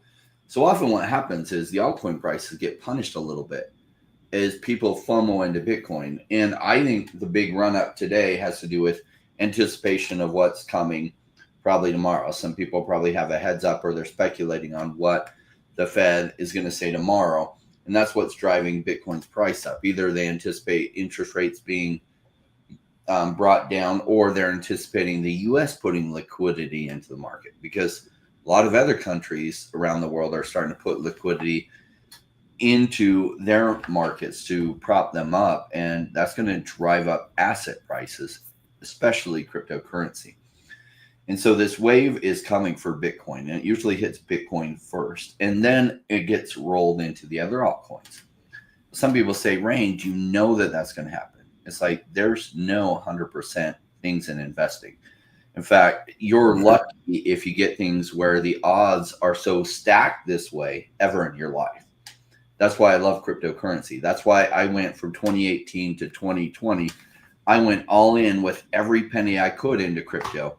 And it was a lot like some people complain about. I bought things at a cheap price only to have it go even cheaper on me. And it felt like, oh, shoot, this is never going to flip around. And then in 2021, it did. And I was like, wow, if I'm just good with my money, I never have to work again in my life because the actions I've taken over the last 3 years. That's pretty incredible that something can open up that kind of door. Now, I'm crazy, and I redeployed all that capital during this past bear market. Why? Because I believe strongly we're going to have another altcoin run. And I didn't go into Bitcoin. Cool. Bitcoin's going to make some decent gains, I think. Some of these altcoins are going to go 100x, 50x, 200x. And that's what I'm hoping for and looking for. And if I'm really disappointed and they only go 20x or 30x or 40x, well, darn. What else could I have been in during this time period that could have done anywhere near as well as that? Almost nothing.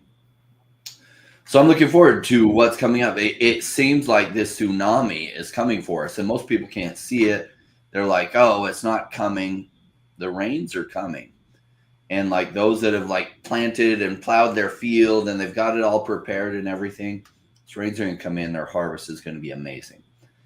And a lot of people are going to miss it. And it's sad. Like I meet great people all the time, business owners, and they're like, oh, what do you do? And I'm like, I do extremely risky, crazy stuff. And they're like, what's that? And I'm like, well, Bitcoin crypto investing. And they're like, oh, that's so interesting. Tell me about it. I need to put some money into it. You know what they don't do? They don't actually put money into it. Why? Because people aren't ready for the opportunity until after they've missed it at least once. It's just the way the human mind works. And so some people that are listening to this now aren't really ready for what's coming, and that's okay. I wish you could get it now, but you don't. And that's all right. That's more normal than you think. You will get it though after you see what's going to happen. I just wanted like Rain, like that happened to me from you, right? Like Rain kept telling me about Cardano. Like I still stare at that text sometimes, right? Like he's like, hey man, I'm telling you, there's this project Cardano. Like you should honestly take a look at it. Like I really think it's going to do well, you know? And so like I looked at the price and it was just going down. Right. And I was like, no, I'm okay. Like, you know, and then later Rain was like, hey, Doc, like I haven't really told anyone this, but remember Cardano? Well, I'm a multimillionaire now, you know? And I was like, what? Like, what? You know? And like, that was my thing, right? Because there have been several touch points with crypto and me like along the way. And it took that time. It took that time of seriously seeing what I missed out on that time where I was just like, oh my gosh, like I need to take that seriously. And that's when I said, Rain, all right, man, like, there's something here that I'm missing, right? Like I had done kind of like a surface level review of crypto and I'm like, it's freaking magic internet money. And like, why would I want to get into that? You know, like you can't just like make up money. You know, these are all the things that I was saying, right? And I feel like I was a pretty sophisticated individual, like in the traditional finance world and things. And I didn't get it, but I hadn't dug deep enough. And that's when I was like, all right, like, Rain, explain to me, what am I missing here, right? But it took Rain showing me that, me missing out on all of those gains to be like, oh my gosh, like I can't do that again. And ironically, like, I mean, I caught the tail end of the 2021 boom then and got like some great gains that I rolled into projects and things. And we'll see some of those projects died out. And like, I don't know, like this last cycle has super weathered me, right? Where I'm not emotional about it. Right. And one of the reasons I can do that is because I never put in anything that I couldn't afford to lose. Right. So we talked about this multiple times, but it's like, do not leverage yourself. Like you are setting yourself up for failure. Very, very, very like it's like 0.0001% of people who leverage actually really make it out. Right. They might make some small plays and they're like, oh, look, you know, I made like a 2x or 3x, but then like the next time they just wipe themselves completely out. Right. Very rarely do you see those people who make 100x, 500x on a leverage play. And part of the reason is because your emotions are so tied into it. It's so stressful. As you're like, if this dips here, I'm gone. It's done. Right. The coin could then shoot to the moon and I've missed it because I leveraged it. And but like just sitting there through the bear market and things, it's just been like, yep, it's gone down and gone down. People are talking about like our price predictions like early on. And it's just like, you know what happens is that there's new information that enters. And so at the time when we make predictions, and that's kind of why I just stopped, because I'm like, you know what, like there's so many variables and so many things that can happen that I'm saying, listen, for me, I think that OMI is going to go over its previous all-time high. But what that is, and when that happens, like I think it'll happen this bull run if it hits a narrative. But even if it doesn't, I don't mind. But like I've seen the potential gains that can be made, and I'm not going to miss out on that again. It's not going to happen. Yeah. The hard thing with price predictions on a certain time frame is you may not even be wrong on your price prediction, but you're wrong on when that's going to happen. And in crypto, there's so many levers that impact when that's going to happen. One of the biggest levers is global liquidity. Yeah. And we're about to see global liquidity increase, which is going to throw a whole lot of money first at Bitcoin and then at the rest of cryptocurrency. And we have no control over those levers. Why they've taken so long is abnormal. Like a lot of times those levers really start to go during a US election year, but it didn't happen this time. So a lot of those levers are being pulled now a year later than they usually really start to get pulled. And so bull run's going to be later than it normally would be. What's crazy about that is it's also likely to be way, way bigger because it's so much later than the normal cycle would be. It's just pulling the rubber band back farther and it's going to explode. Now, some people make the argument, this is the last bull run we're going to have, and then it's just stabilized. Look, it won't play out that way. I think you'll see enterprises and institutions FOMOing into crypto like you can't believe. What happens when that happens is what goes up massively does come down. And so I think the bigger the cycle goes, the more it guarantees a massive pullback at some point as a bunch of liquidity goes in where people are leveraged and those leverages start getting wiped. That leverage trading starts to get wiped and it brings the price down farther than it should go. And that there might be one more opportunity after this. You had the Fed yesterday that had bought about, or 2 days ago, they had bought about $20 billion worth of T-bills. So SOMA, which is a system open market account, is the portfolio of all the securities that's managed by the Federal Reserve and the Bank of New York. So when someone purchases T-bills, it injects a ton of liquidity into the system, which often helps risk on assets, which crypto is. And I know that there's a bunch of reasons why people won't make money. And Rain talks about psychology with recency bias and confirmation bias, and he's absolutely correct. But there's I was watching this movie the other day called Man from Earth. Really good movie. It's so good. It's about this guy that's supposedly like tens of thousands of years old. And it just got me digging, got me thinking. And sympathetic puking sympathetic vomiter is ingrained into people's evolutionary biological system, because back in the day, if somebody in your tribe were to puke, it was because of something that the community ate. And that's why people puke, because they want to get it out of their systems, because it's obviously poisonous. And that's why a lot of people will hear you say, and you could have the greatest points ever on why you should invest in something, and they'll be like, let's see what happens to you first. Yeah. And on top of that, I think it was Rich Dad, Poor Dad. I forget which book it was from. It's about this, some super small community in some third world part of the world. And they were getting paid each day to take buckets, go to the river and bring the buckets back. And they were getting paid. And then this one guy that was trying this new thing, they didn't have a word for it, called irrigation, where he would try to dig an irrigation system or something from the river so it comes directly to where they are. And everyone's like, what are you doing? Like, you're wasting all these days, you're not getting paid, you could be going here. And he just didn't listen. And eventually when he built that irrigation system, he got all the money.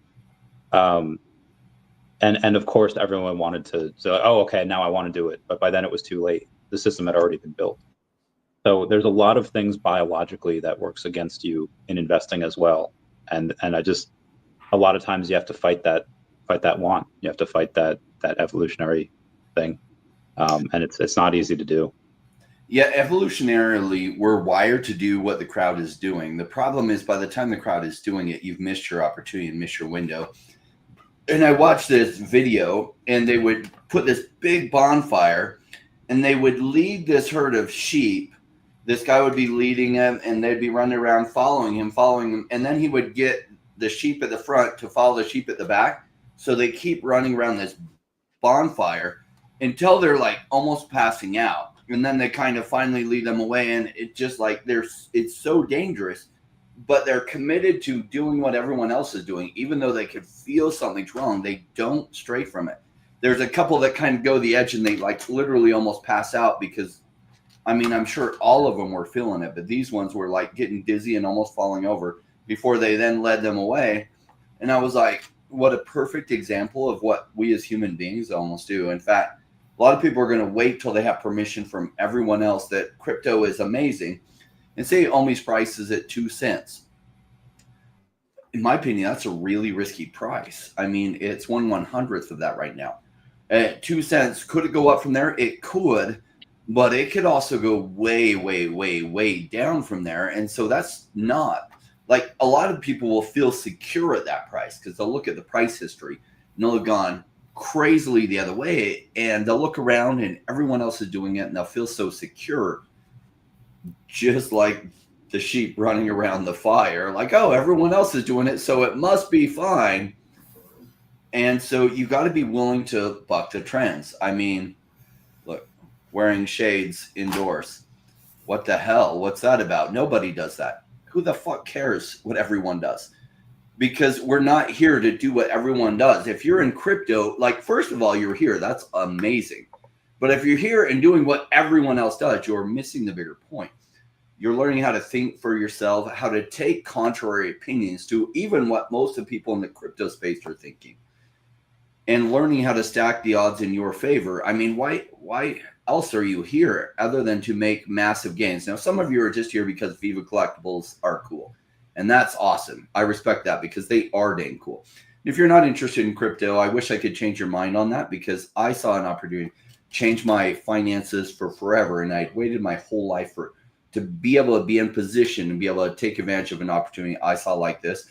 And 2021 completely changed my life. And, you know, I've redeployed all that capital, put it back at risk. Who knows? Could work out poorly for me. I'd say the odds are massively stacked in my favor, and it's going to take things to quite a ridiculous level. We'll see how it plays out. But like while you're here, you have to learn to think different than the masses. You have to learn to think on your own. Be willing to do things that people say, oh, what are you doing? That's crazy. Because if you're just going to follow the crowd, you're going to end up where all the crowd goes, which isn't very good. Even in the US, which is like way better economics than most of the rest of the world. So let's say US, Canada, and parts of Europe, you know, the average person ends up at like some money at the end of their life and they're not really able to travel much and stuff. But hey, they have food and they have shelter and that's cool. But I don't know about you guys. We get one life to live. I wanted something higher than that. I wanted to be able to choose what decisions I would make rather than having a boss choose them all for me. I wanted some money freedom in life so that I could make choices, not only as to where I live, but what I get to do and who I get to do it with. And crypto gives us that opportunity, but doesn't give us that opportunity without taking risks. So, you know, and it takes a while to learn how to take smart, calculated risks within crypto. Took me a while.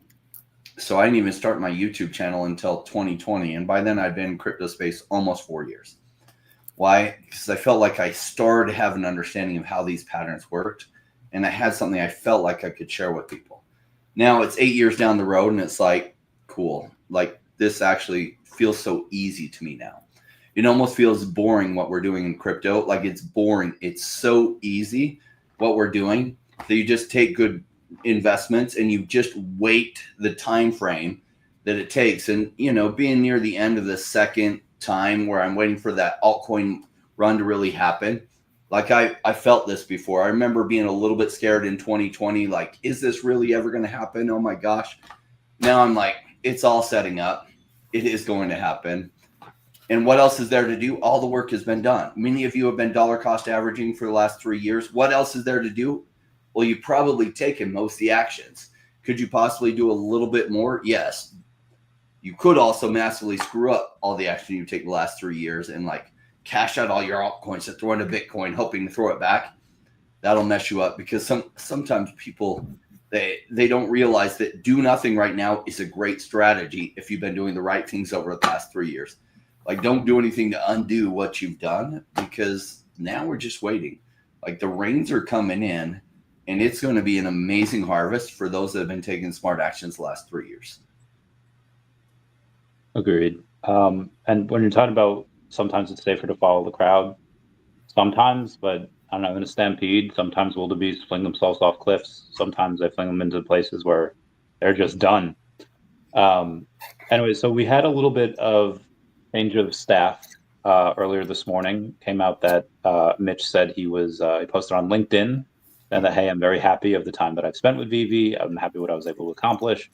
It did seem that, yeah, he did the job that he was hired for. He helped fix the stuff with VV. He helped remake it so that it seems that almost anyone with a decent amount of knowledge can go in and do any updates, and it'll be a lot easier instead of the spaghetti code they had years ago. So we wish him well. But that's obviously you have the fudders that go off and say, hey, they're losing staff. They can't afford to pay people. There goes their CTO.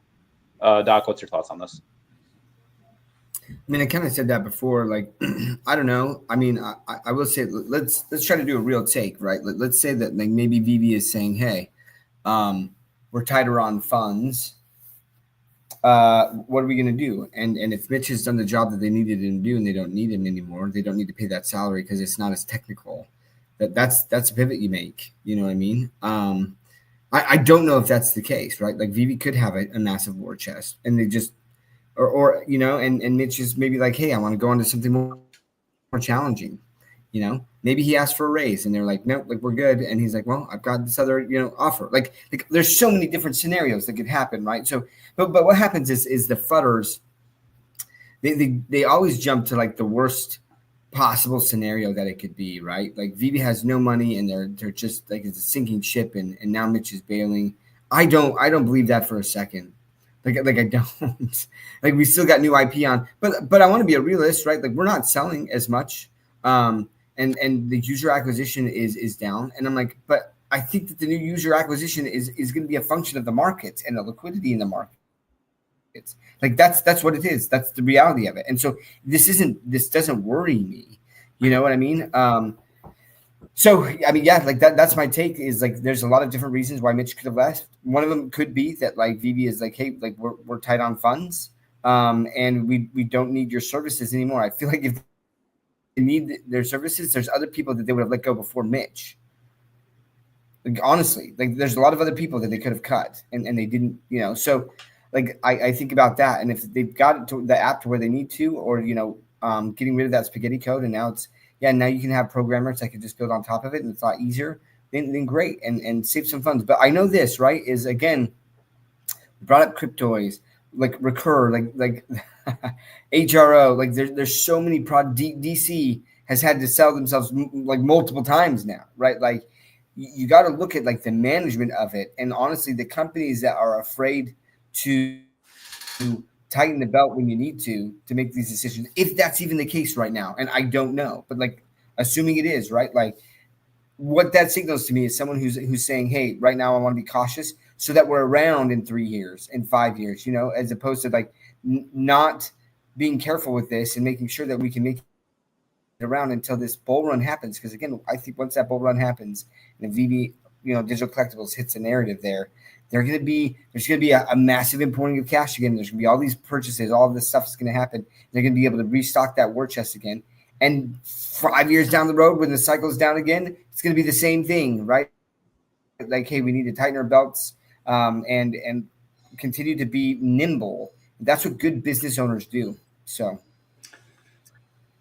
yeah, like tightening the belt and using money wisely is like that helped them survive their first bear market. Like they survived. They launched in I think they started planning that company 2017 and they launched in 2018. I think their token might have went live in 2019.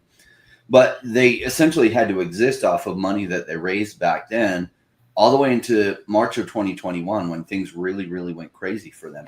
And thank goodness they used their money judiciously, right? Because, man, you blow through that and the crypto bull market for altcoins hasn't hit yet and companies run out of funds. So they've actually been really smart with their funds a lot. I don't know what that decision is about, but I like how they use their funds really tightly then. And using your funds tightly, like, is a principle of wealth. Like sometimes people think, like I saw some people make some money in 2021 they were just unprepared for, and they buy a Bored Ape and they sold it for 400,000, and they're like 21 years old, and then they're at the strip club every day for like 5 months throwing money at strippers, and then all the money's gone. I'm like, what in the world do you not understand? That was your chance at life, right? 400,000, say they paid their taxes on it. They redeployed that capital during the bear market, and they could have turned that into like 10 million or something. But no, like they went to the strip club for 6 months and all that money is gone. Like using money judiciously and learning how to use it is a critical part of becoming wealthy. And people make this statement all the time. It's like the rich just get richer. And it's like, no, those who understand how to use money correctly keep getting richer. And so I hope a lot of you are going to have some massive gains this coming bull run. You're going to have some lessons. Hopefully it goes well for you. And some of you will probably go bad about once you have these massive gains, how well do you use that money to set yourself up for the rest of your life? I'm going to enjoy seeing how that goes for people. And I wish it would go well for everyone, but I saw back in 2021, not everyone did go well for. They had a bunch of money. They took it as a big windfall and they spent it like it was a windfall instead of a strategic plan to retire themselves for the rest of their life. That we were talking about fudders before. Reminds me of that skit in the Boondocks where Uncle Ruckus has to perform a exorcist, and if you replace a random word with the word fudder, it'd be like, you have to use things that make a fudder angry. You have to use things that strike fear in the heart of a fudder. And those things would just be like logic. It would just be common sense. It would be like a job application, because a lot of the fudders that are on Twitter spaces during the day fudding VV, they're either living off some type of government subsidy, of some type of food stamps and all that. It just, again, be careful who you guys listen to. Speaking of users, we did have a bunch of the usership is going down for a long time, right? However, in the month of March, there was, back in December, every day you had 1,000 or a couple thousand users. In January, you had about half the month. February, even half of that. And then it got really bad in late March, early April, where there was a month where we didn't have any users on any given day over 1,000. But in the past week, from April 25th through May 1st, you had 2 days in the same week where you had over 1,000 users. In March and April, you had probably about an average of 700 to 800 per day. But from the April 25th to May 1st, you have actually about 935 per day. Part of this was because of Stackr and the whole, people using OMI for that, and that goes on the VV app. Part of it is because of the update on the VV app where they have that challenge that you do every day. So we can see how long they can keep this up for. Have you guys done the activity challenge? I have not. Oh, Doc, you have? Mm-hmm. I've done a little bit. Yeah, let's see. Hold on. Let me see what where I'm at. I have 14 points. Bro.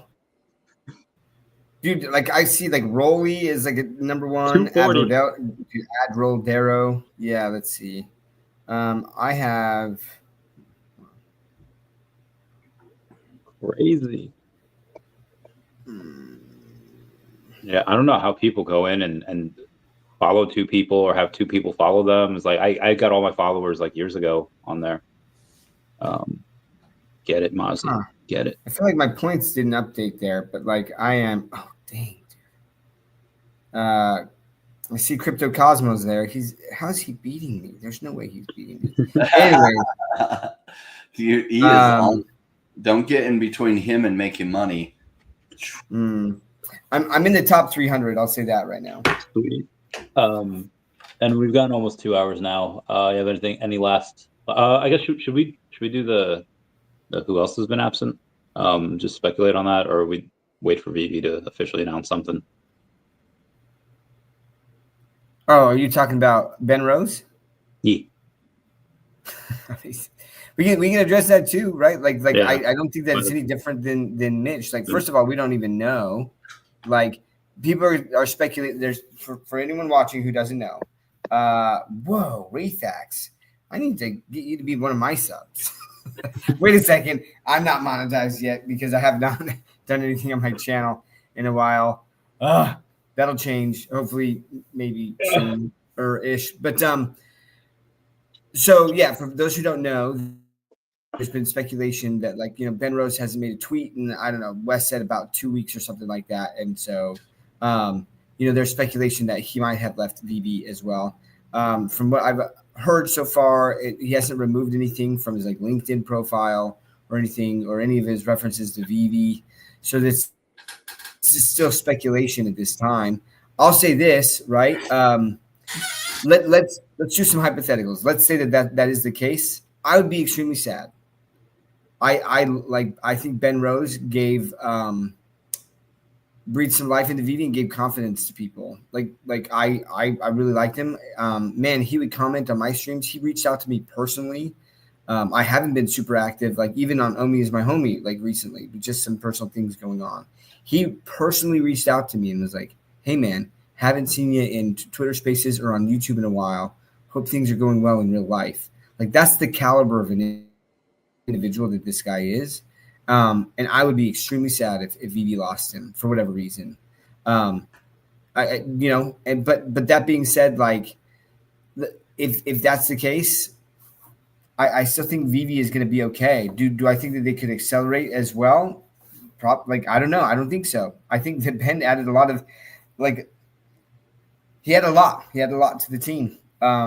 So yeah, but he could also like I was be going through something personal, and he's trying to handle that. So I don't know, and I think it's okay to sit there and speculate, but the speculation that again, VV is doomed because of this. That's the stuff that it's just unsophisticated individuals. You know what I mean? Those same individuals were talking up Cryptoys, right? These same people are Cryptoys is the best. Cryptoys is the best. Why aren't they saying anything about Will? Will's the founder, right? He's the guy. There's not multiple guys. He's the guy. And again, I like Will, right? But these are the type of people, guy. I don't know. Stop letting your emotions get the best of you. Look at this analytically, logically, and say, okay, if he did leave, how does that impact me? What are my thoughts on that? Or if he, if he's just gone, okay, then maybe or VV will announce something. But regardless, you just have to take the emotion out of it. But these people just saying, again, VV is this sinking ship. People are jumping ship. Mitch is leaving. Ben Rose has left and stuff. And it's these are the same people who are going to be here 4 years from now saying the same crap. These are the same people who said that cash out was never coming, right? That bronze tickets were never coming, that Omi to NFT was never coming. It's when are you guys going to stop listening to these people? I don't know what else to say. I just blocked them. I used to take it as this thing of pride where I was I'm not going to block any of these fudders because I maybe at some point they'll have a valid point, but they're just energy vampires, guys, right? They literally feed off of your putting out negative energy and seeing people just stress about all the crap that they're throwing out there. And it's just you got to focus on what's best for you. Right. And so I was why am I even giving these guys any room in my life? So I just started blocking them because I'm I'm not seeing the things from you that are going to make you successful in the future. Right. Because these fudders, they are acting emotionally and all this. And I'm that's not what I want to surround myself with. I want to be able to take out the emotion from it and look at it logically. That's going to help me make the best decisions. And so for me, this fudding about Mitch leaving, again, I wish him the best, and I've already addressed that. And if Ben Rose is, I will say that I will be extremely bummed if that's the case. Ben Rose, if you're watching this, I don't know what's going on in your life, but I have so much respect for you. I think that you would help VV grow faster if you're with the team. But if you're not, man, I know wherever you're going to be freaking successful. You crush it. And know that you have a fan for life with me, man. I think you're phenomenal. But I still hope that you're with the team. I have no idea. But that's what it is. I've loved Ben Rose. Amazing hire. Amazing what he's been doing at VV. I hope he's still with the team. If not, they do have an amazing team. Ben is awesome. I bet you there are a ton of companies that would love to steal Ben away. he's proved himself to be amazing. And I think the amount of money you're going to see coming into the crypto space, people like Ben are going to be hot commodities. That there will be companies that can come in that can pay him 10 to 100 times whatever he was making at VV, especially his background with Binance and then his background at VV. I hope he's still with it because he's amazing. But is he going to get hired away or offered so much ridiculous money in the future? Probably going to be a problem in the future. Why? He's really good at this stuff. So I don't know. Ben Rose, huge fan of him. Yeah, he's a good dude. I tried not to bother him because I know they have so much stuff going on each and every day, and just I would really only say like a lot of stuff that I would talk about or not talk about would really just be judgment calls, and would try only to talk about him or to him on certain things. Again, great value hire. I don't know how they. I wish, and maybe in like the VV documentary one day, be like, hey, here's how it kind of came about. I would love to know what type of deal it was. Obviously, he bought into the company a little bit, so I don't think it would be. And maybe he just goes into another role, like a change of title, or again, we don't know. It could just be that he has to deal with some family issues. He could deal with some, like whatever it is. Obviously, we hope it's nothing crazy serious. If it is that, and we could sing his praises all day because I love him, but if he did leave for whatever reason, and again, could pontificate on that all day. I mean, if they don't have to pay that CEO salary anymore and reallocate that money elsewhere, not bad for their bottom line. And you have seen David a lot more in spaces recently. You have seen David a lot more in other places. He'll be on my channel in the next month or so. I think he'll probably come on here at some point. And it was interesting timing that this kind of happened as we got the ruling off of the court case, and all of that is kind of behind him now. So it seems that maybe they have a little bit of a shift. As far as other stuff goes, Ben helped push a lot of stuff through, like VVverse, mobile version of VVverse, and other stuff is happening behind the scenes that we kind of haven't seen yet. It's not public, but it will be. This month is Star Wars month, so maybe we get a couple of things going down this month. I don't know. But yeah, Ben, wherever you are, if you're listening, we heart you, and let us know if you need anything. And you never want to burn bridges because it's a small world out there. There's this Web3 is a small world, and you never know. Maybe we work together again at some point. Again, even if it is that. I think that was it for me. Any final thoughts on stuff? I think I'm good. Sweet. Everyone, thank you so much for joining, guys. You make this so fun every week. Raythax, we love you so much. Thank you so much for supporting always and forever. Everyone say bye-bye to Dashi. Bye-bye, Dashi. Ben seems to be very busy, so I'll let that go. Bye, guys. All right. Ending stream. Oh, God. Excuse me.